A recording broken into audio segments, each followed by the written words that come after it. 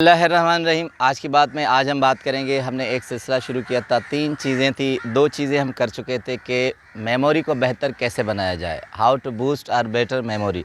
तो इसमें हमने ये साबित किया था कि मेमोरी ऑलरेडी हमारी है, हम उसे यूटिलाइज़ नहीं करते। हम किस तरह उसे क्लेम करें, याद करें, हिफ्ज़ करें।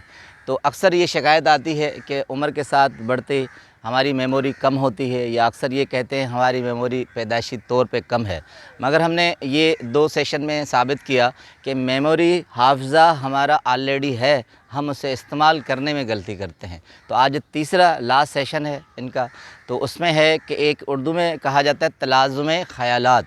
अब इंग्लिश में हम उसे कहेंगे कनेक्शन विद थिंकिंग, यानी सोच के साथ कोई कनेक्टिविटी इख्तियार करें तो आपको वो चीज़ याद आ जाएगी। इसके लिए कहते हैं इसका सबसे बेहतर सिलसिला ये है कि जब भी आप कोई चीज़ याद रखना चाहें, उस सिलसिले की कोई कड़ी उससे कनेक्ट कर लें, उन ख़यालात से कोई वाक़या कनेक्ट कर लें।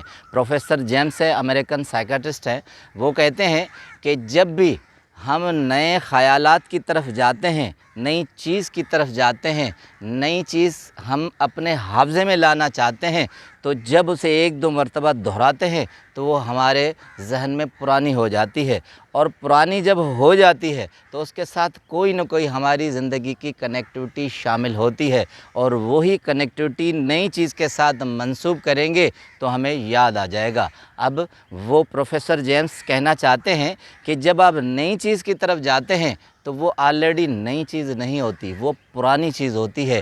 अल्फाज पुराने होते हैं, ख़यालात पुराने होते हैं, वाक़यात पुराने होते हैं। जब हम उसके हाव नो को जान जाते हैं तो फिर हम उसी कनेक्टिविटी की तरफ जाते हैं। अब फ़र्क सिर्फ इतना है कि हम उस पीछे की कनेक्टिविटी जो गुज़र चुका है उससे मंसूब नहीं करते। उससे पहले एक और चीज़ शेयर करूं कि लेटेस्ट 2019 दिसंबर की हार्वर्ड मेडिकल स्कूल की रिसर्च है, पहले उसको डिस्कस करके फिर हम डेल कार्नेगी की एक किताब है और एक दूसरी है, उस पर डिस्कस करेंगे।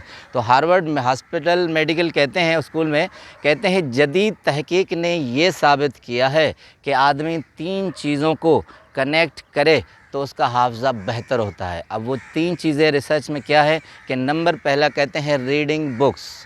पहला है रीडिंग बुक्स, राइटिंग समथिंग। आप रीड करें बुक को और कुछ न कुछ लिखते रहें, और प्रैक्टिसिंग इन ब्रेन, यानी आप अपने जहन की प्रैक्टिस करें तो कोई भी बैद नहीं है कि आपका हाफ़ज़ा, और स्पेशल वो कहते हैं एट एनी स्टेज, यानी किसी भी ज़िंदगी के आप स्टेज पे होंगे, पढ़ें, लिखें और अपने जहन की प्रैक्टिस करें तो आपका हाफ़ज़ा हर उम्र में महफूज होता रहेगा। अब हाफ़ज़ा प्रैक्टिसिंग ब्रेन की एक एग्जांपल देते हैं कि आप रोज़ाना कोई ना कोई चीज़ अज़बर करें, यानी याद करें। अब उसके लिए एग्जांपल देते हैं कि आप रोज़ या एक दिन छोड़कर कोई ना कोई अशार, कोई ना कोई गज़ल, कोई ना कोई किसी ड्रामे की कोटेशन, किसी मशहूर शख्सियत का कोई ना कोई कौल हो, कोई इस्लामिक वाक़या हो, या ऐसे वाक़यात जो आपकी ज़िंदगी से कनेक्ट हो चुके हैं या दूसरों के साथ हो चुके हैं, तो उनको आप कोट करें। जब आप कोट करेंगे तो आपकी मेमोरी विजुअलाइज़ होगी और आपके साथ कनेक्ट रहेगी। अब आते हैं कि एक और किताब है, दुनिया की बहुत बड़ी मशहूर किताब है, हॉर्सले है, केविन हॉर्सले, अनलिमिटेड मेमोरी। कहते हैं कि ये एक दुनिया की बेस्ट सेलर बुक है और वो मास्टर माइंड कहलाते हैं हॉर्सले। उनकी है अनलिमिटेड मेमोरी, 2 करोड़ से ज़्यादा उनके किताब बुक्स जो है सेल हो चुकी हैं। वो कहते हैं कि आप ज़िंदगी में कभी कोई हाफ़ज़े के लिए चीज़ कहें, उसके लिए उसूल रखें। अब यही उसूल डेल कार्नेगी ने भी अपनी स्पीच में कहा है, हाउ टू स्पीच, उसमें भी अब वो कहते हैं कि जब सबसे बड़ा मसला 3 चीज़ों में आता है। नंबर पहला मसला आता है कि हम किसी के नाम किस तरह याद रखें।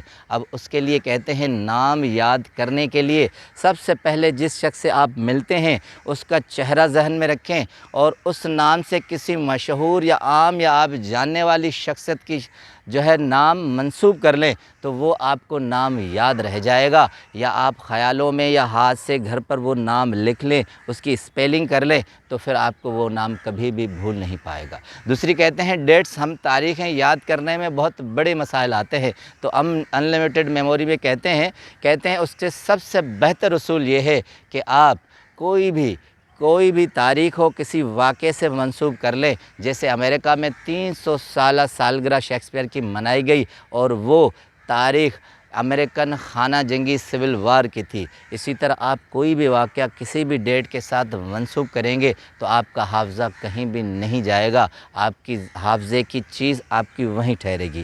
اب تیسری چیز بہت اچھی دیر ہے, کہتے ہیں ہم اکثر اسپیچ کرتے ہیں, بات کرتے ہیں, کہیں نہ کہیں ڈیلیورنس ہوتی ہے, خاندان میں ہوتی ہے, ادارے میں ہوتی ہے, تو ہم اکثر چیزیں بھول جاتے ہیں. اب کہتے ہیں اس کے لیے بہترین مثال یہ ہے کہ جب آپ اسپیچ ڈیلیور کر رہے ہیں اور کوئی چیز بھول گئے تو آپ وہاں سے کوئی ایک پاز لے لیں, وقفہ لے لیں. مارک ٹوین کی ایک ایگزامپل بتاتے ہیں, ناولسٹ ہے, ہسٹورین ہے, ہیومرسٹ ہے. کہتے ہیں مارک ٹوین جو ہے لیکچر دے رہے تھے, پروفیسر بھی تھے, تو وہ اپنی اسپیچ کو بھول گئے. تو انہوں نے کیا کیا کہ وہاں سے پاز اس طرح لیا کہ کسی کو پتہ نہیں چلا. انہوں نے سامعین کو کہا کیا آپ کو میری آواز آ رہی ہے؟ پھر انہوں نے یہاں دیکھا کہ ماحول اس طرح کا ہے, ہو سکے آپ کو کوئی تکلیف ہو رہی ہو. پھر اس کے بعد کہا کہ میرے کچھ کہنے میں آپ کو کچھ مشکل پیش آ رہی ہے. اس طرح کہتے ہیں انہوں نے 1 منٹ کا پاز لیا اور وہ ذہن ریکلیکٹنگ ہوتا رہا اور انہیں پہلی چیز وہیں سے واپس آ گئی.